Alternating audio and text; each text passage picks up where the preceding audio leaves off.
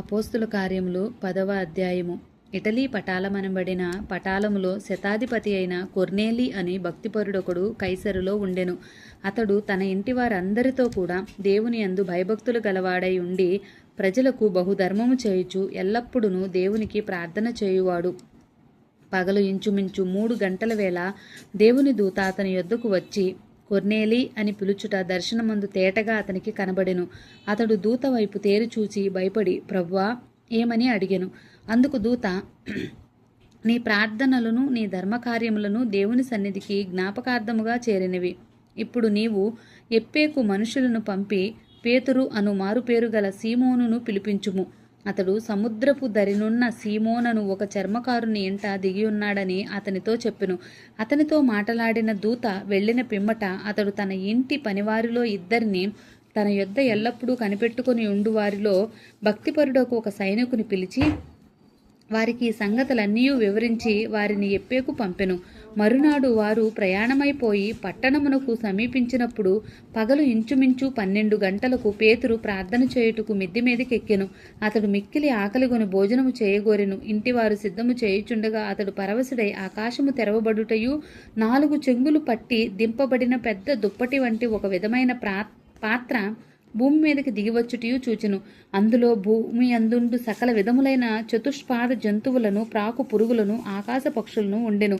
అప్పుడు పేతురు, నీవు లేచి చంపుకొని తినమని ఒక శబ్దము వినిపడెను. అయితే పేతురు, వద్దు ప్రభువా, నిషిద్ధమైనది అపవిత్రమైనది ఏదైనను నేనెన్నడూ తినలేదని చెప్పగా, దేవుడు పవిత్రము చేసిన వాటిని నీవు నిషిద్ధమైన వాటినిగా ఎంచవద్దని మరలా 2వ మారు ఆ శబ్దం అతనికి వినబడెను. ఇలాగు ముమ్మారు జరిగెను. వెంటనే ఆ పాత్ర ఆకాశమునకు ఎత్తబడెను. పేతురు తనకు కలిగిన దర్శనం ఏమై ఉండునో అని తనలో తాను ఎటూ తోచక ఉండగా కొర్నేలి పంపిన మనుషులు సీమోను ఇల్లు ఏదని విచారించి తెలుసుకొని వాకిట నిలిచి ఇంటి వారిని పిలిచి, పేతురు అను మారుపేరు గల సీమోను ఇక్కడ దిగి ఉన్నాడా అని అడిగిరి. పేతురు ఆ దర్శనము గూర్చి యోచించుచుండగా ఆత్మ, ఇదిగో 3 మనుషులు నిన్ను వెదుకుచున్నారు. నీవు లేచి కిందకి దిగి సందేహింపక వారితో కూడా వెళ్ళుము. నేను వారిని పంపియున్నానని అతనితో చెప్పెను. పేతురు ఆ మనుషుల యొద్దకు దిగి వచ్చి, ఇదిగో మీరు వెదుకుచున్న వాడును నేనే.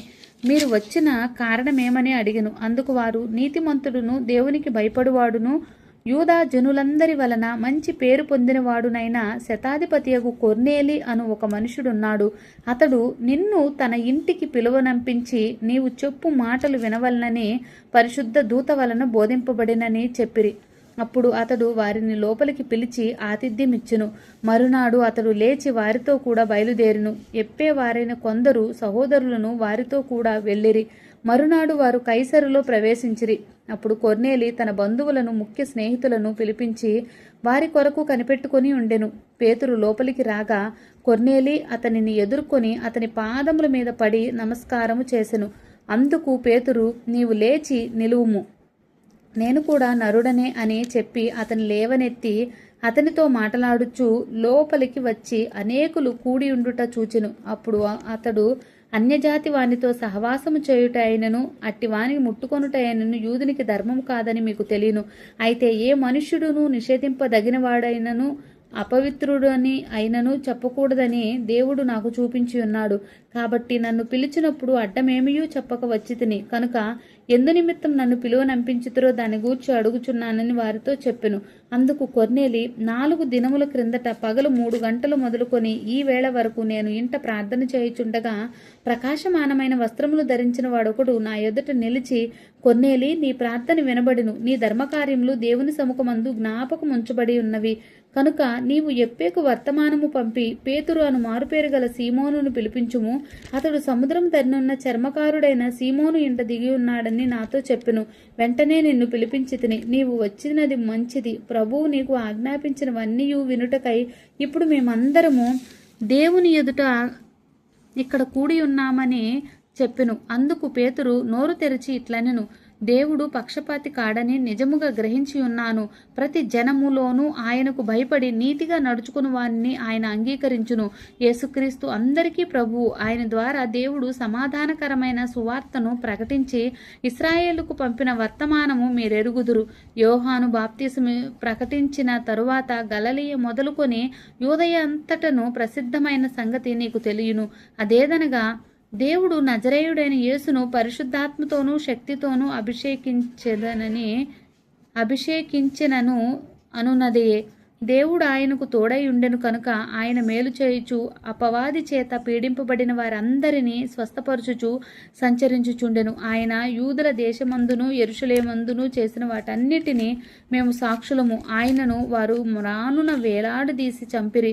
దేవుడు ఆయనను 3వ దినమున లేపి ప్రజలకు అందరికీ కాక దేవుని చేత ముందుగా ఏర్పరచబడిన సాక్షులకే, అనగా ఆయన మృతుల్లో నుండి లేచిన తరువాత ఆయనతో కూడా అన్నపానములు పుచ్చుకొనిన మాకే ఆయన ప్రత్యక్షముగా కనబడినట్లు అనుగ్రహించును. ఇదియుగాక దేవుడు సజీవులకును మృతులకును న్యాయాధిపతిగాను నియమించిన వాడు ఈయనే అని ప్రజలకు ప్రకటించి దృఢసాక్ష్యం ఇయ్యవలనని మాకు ఆజ్ఞాపించును. ఆయన యందు విశ్వాసముంచు వాడెవడో వాడు ఆయన నామమున మూలముగా పాపక్షమాపణ పొందునని ప్రవక్తలందరూ ఆయన గూర్చి సాక్ష్యమిచ్చుచున్నారను. పేతురు ఈ మాటలు ఇంకా చెప్పుచుండగా అతని బోధ విన్నవారందరి మీదకి పరిశుద్ధాత్మ దిగెను. సున్నతి పొందిన వారిలో పేతురుతో కూడా వచ్చిన విశ్వాసులందరూ పరిశుద్ధాత్మ వరము అన్ని జనుల మీద సైతము కుమ్మరింపబడుట చూచి విభ్రాంతి నొందిరి. ఏలయనగా వారు భాషలతో మాట్లాడుచు దేవుని గనపరుచుచుండగా వినిరి.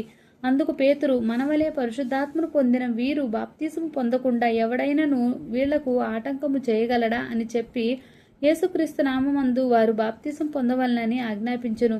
తరువాత కొన్ని దినములు మన యొద్ద ఉండమని వారు అతన్ని వేడుకొనిరి. ఆమెన్.